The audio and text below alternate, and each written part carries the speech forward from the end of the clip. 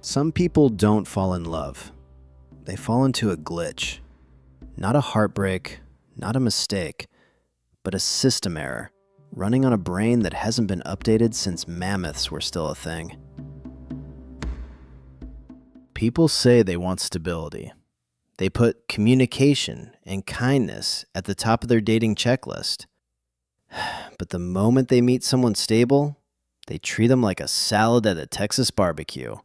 Healthy, respectable, but absolutely nobody came here excited for it. Instead, they sprint, full speed, toward the emotional equivalent of a dumpster fire behind an Applebee's. Some call it chemistry. Forensics calls it self-destruction. So why do humans fling themselves into chaos like moths with a death wish? Let's investigate. People swear they hate drama. They swear they want peace. But watch them scroll their phone, and you might catch your own reflection. You say you want consistency, but when the nice guy texts you back instantly, suddenly you're suffocating. Your mind whispers, ick. But the chaotic person who leaves you on red for 6 hours, now your brain boots up, like the FBI cyber division. Zoom, enhance, timeline analysis, cross-reference patterns like you're decoding national security intel. You're not addicted to the person. You're addicted to the gambling, the unpredictability, the dopamine jackpot of, will they? Won't they? Love? No. This is Vegas. Here's the forensic question. If your brain evolved to keep you alive, why does it treat a walking red flag like a survival essential? Why does danger feel like home and safety feel like boredom? It isn't trauma bonding. It isn't immaturity. It's a biological prank. And it started with a bird and a giant, fake egg. Meet Nico Tinbergen, Nobel Prize, genius, professional saboteur of your love life. In the 1950s, he studied a bird called the oyster catcher. Normal bird, normal egg, nothing dramatic. Then he built a fake egg, huge, neon, ridiculous, the kind of egg you'd expect on a kids show, hosted by a man in a dinosaur suit. He placed it next to the real egg. The bird took one look and abandoned its actual baby to sit on this giant, glowing clown egg. Why? Because the bird's brain followed cues.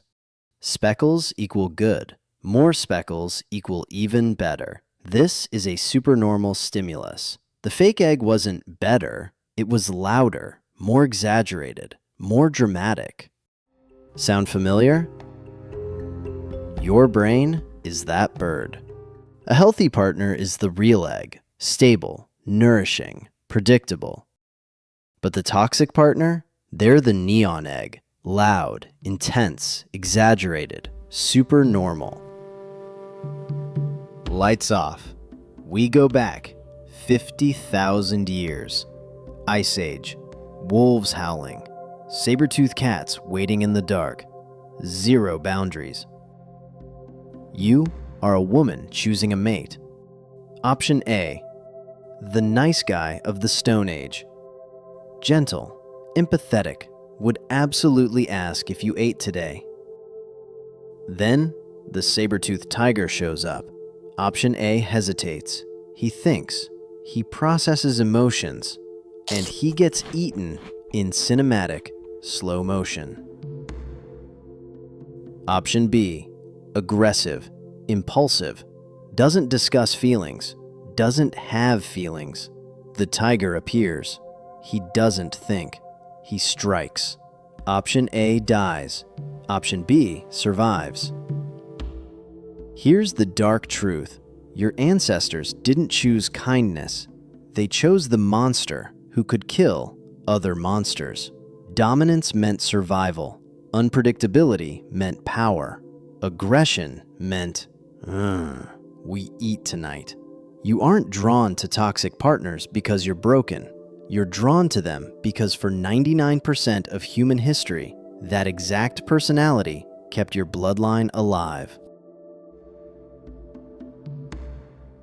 Now drag that ancient programming into 2025. Your DNA says, find the strongest protector. Reality says, we live in the suburbs. There are no wolves, only homeowner association complaints, and Trader Joe's parking lots. You don't need a warrior. You need someone who files taxes and goes to therapy. But your instincts haven't downloaded the software update. So when you meet a stable, emotionally available partner, your brain goes, too soft, can't kill a bear, swipe left. But the toxic one, emotionally unavailable, drives too fast, lives like every day is a deleted Fast and Furious scene, your biology lights up like Times Square. Protector, alpha, survival. You're not falling for a jerk, you're falling for a gladiator with no war left to fight. So he ends up fighting you. To a combat veteran, a quiet room isn't peaceful. It's suspicious. To a chaos addict, a stable partner doesn't feel safe. It feels like waiting for the ceiling to collapse. So ask yourself, are they boring? Or are you just detoxing? Listen, you aren't weak. You aren't broken. You have a Ferrari engine for instincts. You've just been flooring it in a Walmart parking lot. Your ability to read micro-expressions, predict mood shifts, sense danger before it appears, that's a superpower, but it belongs in your career, your creativity, your intuition, not in decoding why a grown adult can't send a normal text. Stop using your genius to survive your partner.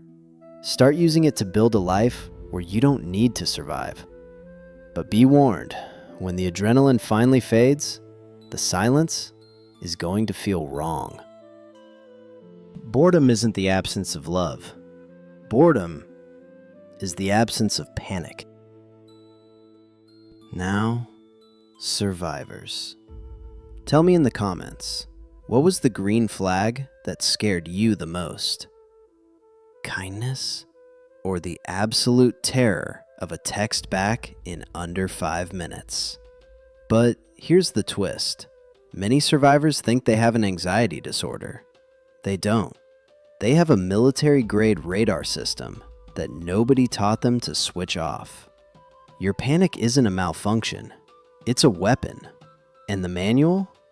It is on your screen right now and linked in the pinned comment. I'll see you in the lab.